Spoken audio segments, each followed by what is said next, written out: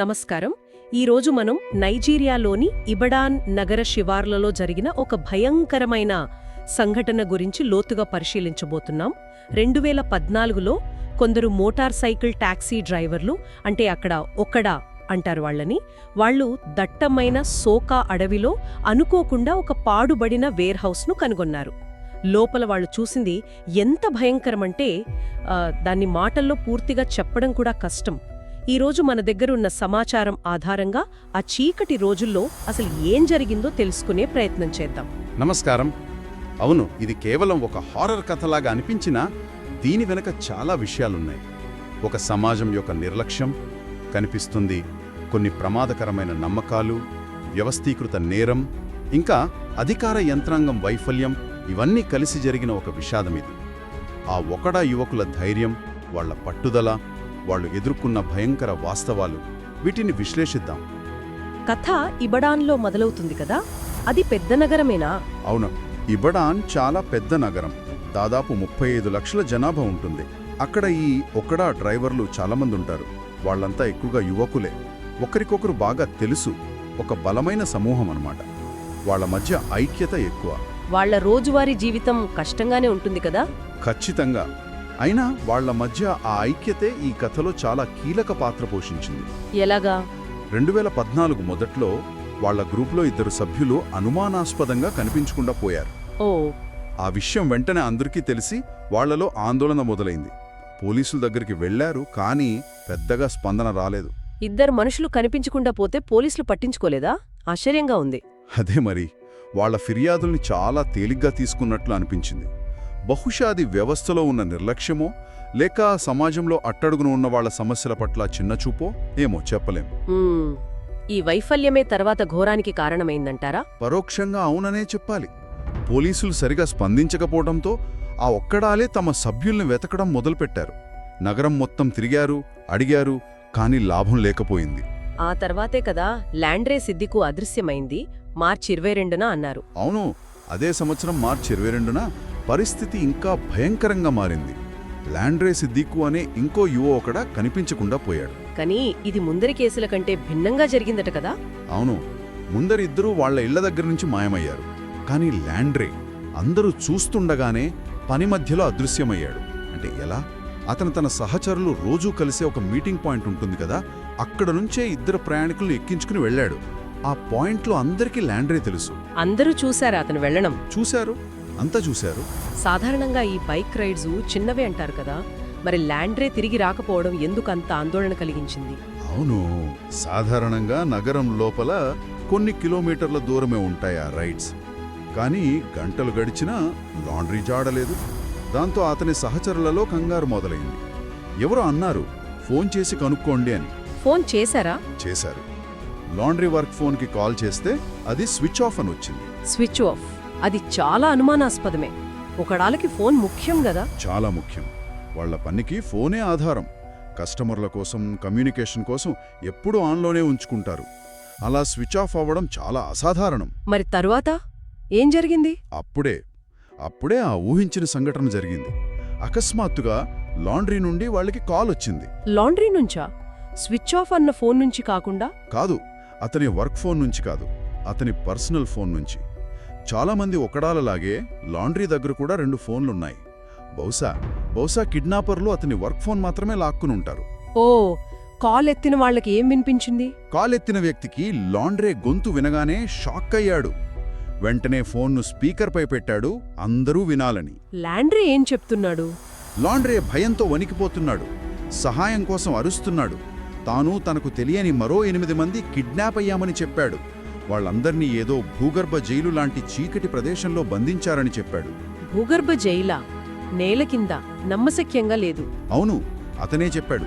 తనకు ఏమీ కనిపించడం లేదని, కానీ వాళ్లపైన నేలపై మనుషులు నడుస్తున్న శబ్దాలు స్పష్టంగా వినిపిస్తున్నాయని, తన వస్తువులన్నీ లాక్కున్నారని, కానీ అదృష్టవశాత్తు ఈ 2వ ఫోన్ వాళ్ల కంట పడలేదని వివరించాడు.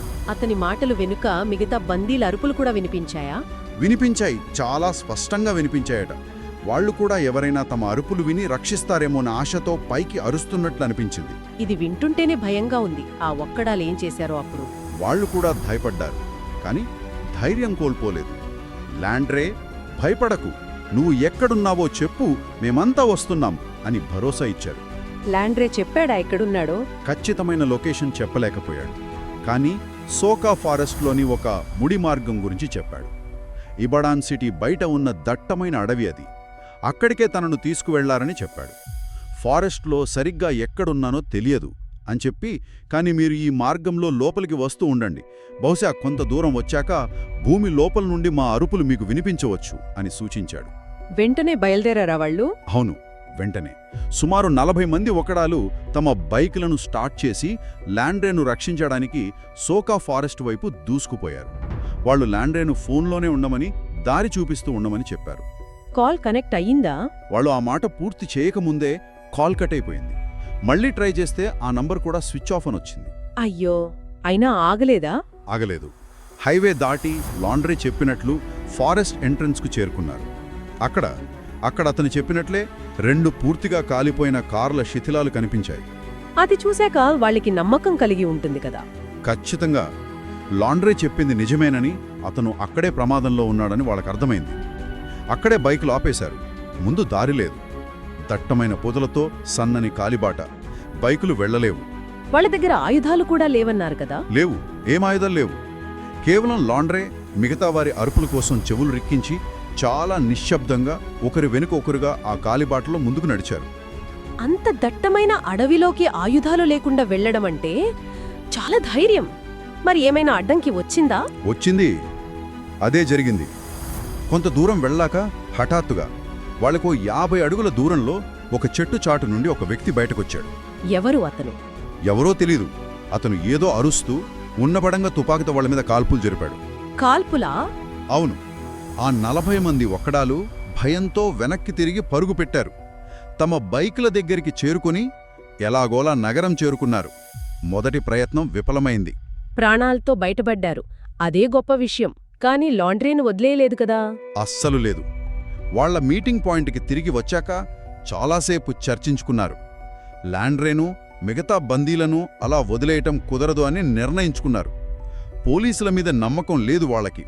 ముందరి అనుభవాలు అలాంటివి. అంటే మళ్ళీ వెళ్లాలని నిర్ణయించుకున్నారా? అవును. ఈసారి మరింత పక్కాగా, ఇంకా ఎక్కువ మందితో బలంగా వెళ్లాలని నిశ్చయించుకున్నారు. ఈసారి ఎలా సిద్ధమయ్యారు? ఎంతమంది వెళ్లారు? ఈ 40 మందికి తోడు పక్కన ఉన్న ఇంకో మీటింగ్ పాయింట్ నుంచి మరో 60 మంది ఒక్కడాలను కలుపుకున్నారు. మొత్తం 100 మందికి పైగా. 100 మందా? అవును. ఈసారి ఆయుధాలు కూడా సమకూర్చుకున్నారు. కొందరి దగ్గర తుపాకులు, మిగిలిన వాళ్ల దగ్గర కత్తులు, కర్రలు, రాడ్లు, ఇలా ఏది దొరికితే అది తీసుకున్నారు. మళ్ళీ అదే ఫారెస్ట్ ఎంట్రన్స్కు వెళ్లారు. బైకులు పార్క్ చేసి కాలిబాటలో నడవడం ప్రారంభించారు. ఈసారి కూడా నిశ్శబ్దంగా వెళ్లారా లేక? లేదు. ఈసారి వ్యూహం మార్చారు. ఆ గన్మ్యాన్ని భయపెట్టాలని గట్టిగా అరుస్తూ, నినాదాలు చేస్తూ ధైర్యంగా ముందుకు సాగారు. ఎవరైనా ఎదురుపడ్డారా? కాల్పులు జరిగాయా? వాళ్ళు సిద్ధపడే ఉన్నారు కాల్పులకు.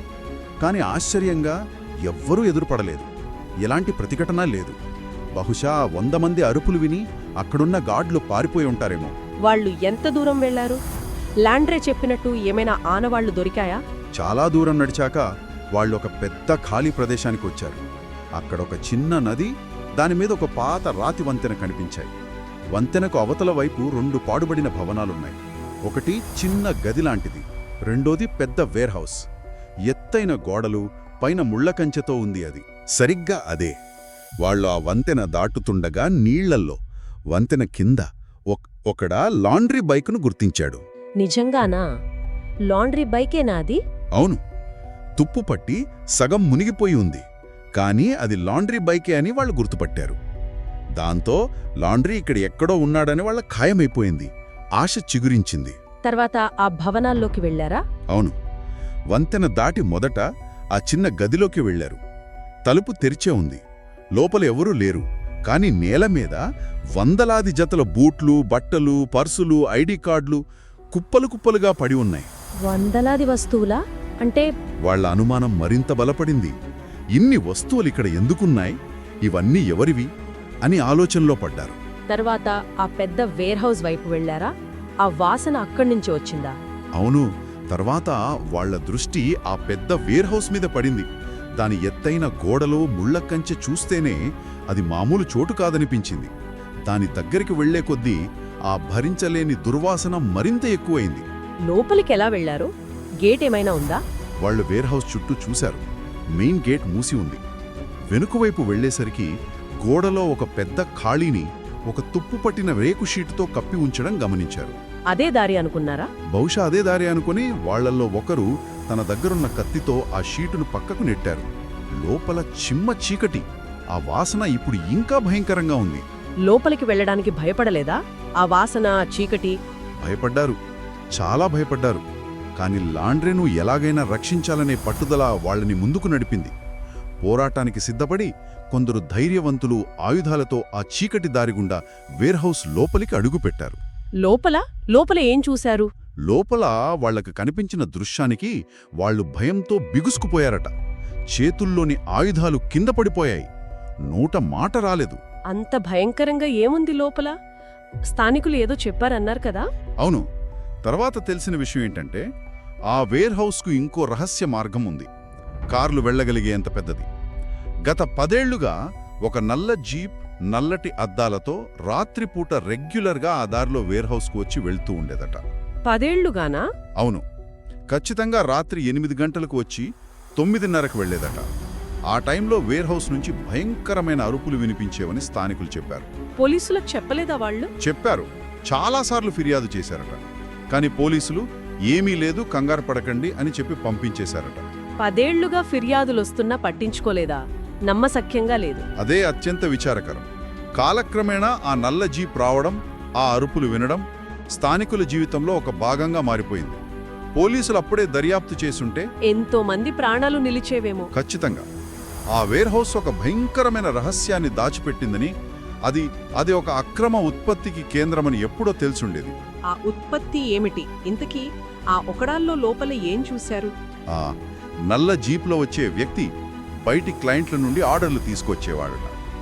లోపలున్న గార్డ్లు ఆ ఆర్డర్లను పూర్తి చేసేవారు. ఆ ఒకడాల లోపలికి వెళ్ళినప్పుడు అదృష్టవశాత్తు ఆ గార్డ్లు అక్కడ లేరు. బహుశా ఆ 100 మంది అరుపులు విని పారిపోయి ఉంటారు. వాళ్ళు ఏం చూశారు అక్కడ? వేర్హౌస్ మధ్యలో సుమారు 4 అడుగుల ఎత్తులో ఒక పెద్ద సిమెంట్ స్లాబ్ ఉందట. దాని చుట్టూ నేలమీద ఎముకలు, కుప్పలు కుప్పలుగా ఎముకలు. కొన్ని ఎముకలకు ఇంకా మాంసం అంటుకొని ఉంది. ఆ భరించలేని దుర్వాసన అక్కడ్నుంచే వస్తోంది. అయ్యో దేవుడా! మరి గోడల దగ్గర? గోడల చుట్టూ ఆ భరించలేని వాసన మధ్య మనుషులు, గొలుసులతో బంధించి ఉన్న మనుషులు, చిక్కిపోయి నిస్సహాయంగా భయంతో. వారే ఆక్రమ ఉత్పత్తి. వారి శరీర భాగాలే ఆ ఉత్పత్తి. శరీర భాగాల? ఎందుకు? ఎవరికి కావాలవి? నైజీరియాలో, ముఖ్యంగా కొన్ని ప్రాంతాల్లో కొన్ని మూఢనమ్మకాలు చాలా బలంగా ఉన్నాయి. మంత్రతంత్రాల ద్వారా డబ్బు, అధికారం, చివరికి అమర్త్యం కూడా పొందవచ్చని కొందరు నమ్ముతారు. ఈ మంత్రాలు చేయడానికి ఆ మంత్రగాళ్లకు మానవ శరీర భాగాలు అవసరమని ఒక బలమైన నమ్మకం. అంటే ఈ వేర్హౌస్ ఒక మానవ అవయవాల ఫ్యాక్టరీ లాంటిదా? సరిగ్గా అదే.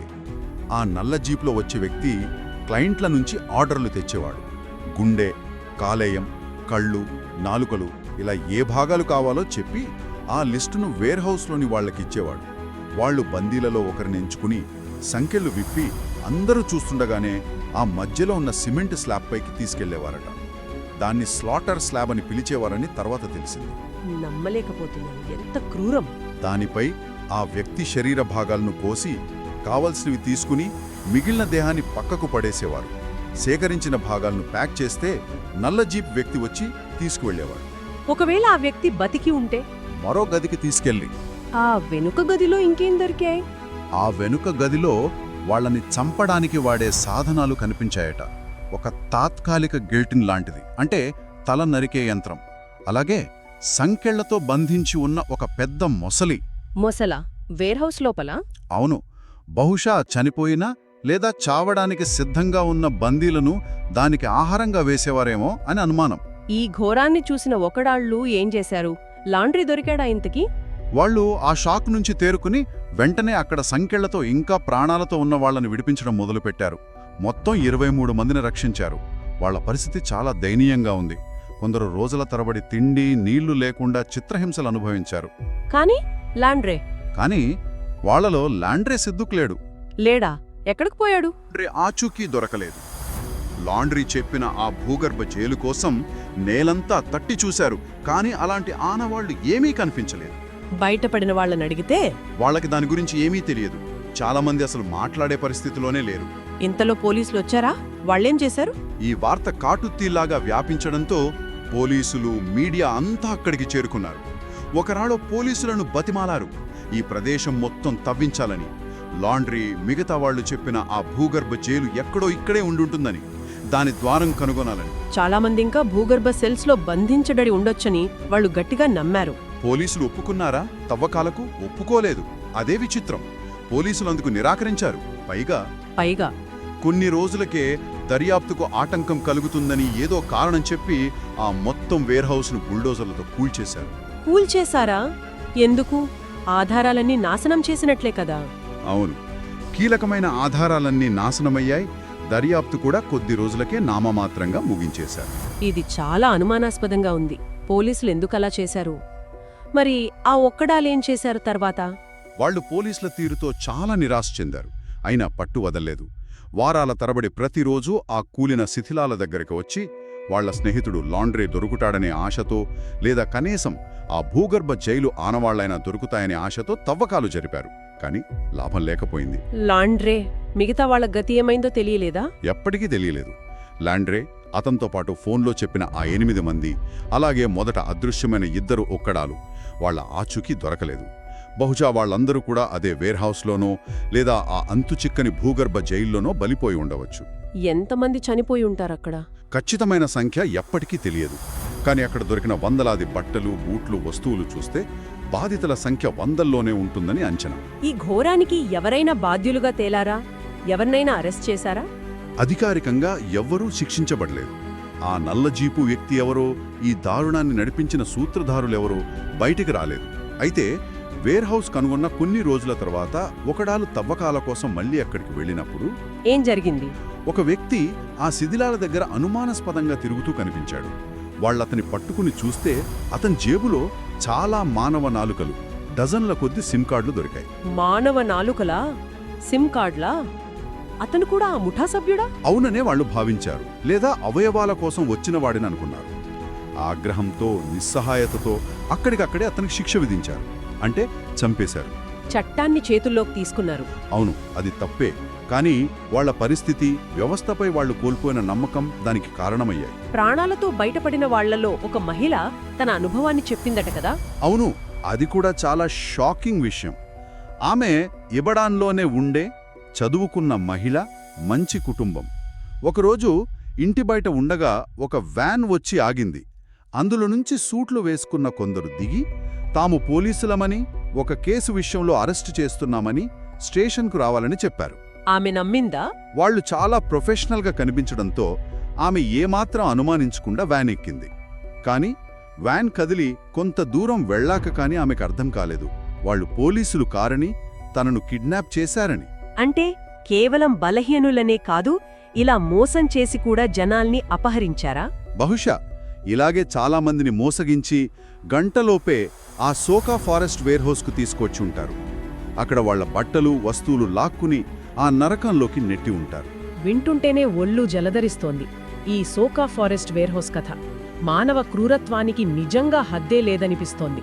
వ్యవస్థల నిర్లక్ష్యం, కొన్ని భయంకరమైన నమ్మకాలు కలిసి ఎంతటి విధ్వంసం సృష్టించగలవో ఇది కళ్లకు కట్టినట్లు చూపిస్తోంది. లాండ్రీ సిద్దీకు ఏమయ్యాడు? ఆ భూగర్భ జైలు నిజంగా ఉందా? ఆ గోడల మధ్య ఇంకా ఎంతమంది అదృశ్యమయ్యారో? ఈ ప్రశ్నలకు సమాధానాలు దొరికే అవకాశం ఉందా? బహుశా ఎప్పటికీ దొరకకపోవచ్చు.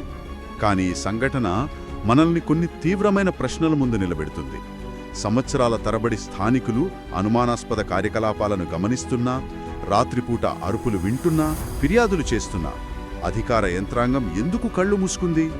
ఒక సమాజం కళ్ల ముందే ఇన్ని సంవత్సరాలుగా ఇలాంటి భయానక వాస్తవాలు ఎలా రహస్యంగా కొనసాగగలిగాయి? కేవలం కొందరి మూఢనమ్మకాలే కారణమా? లేక దీని వెనుక ఇంకా పెద్దవాళ్లు, పలుకుబడి ఉన్న వ్యక్తులున్నారా?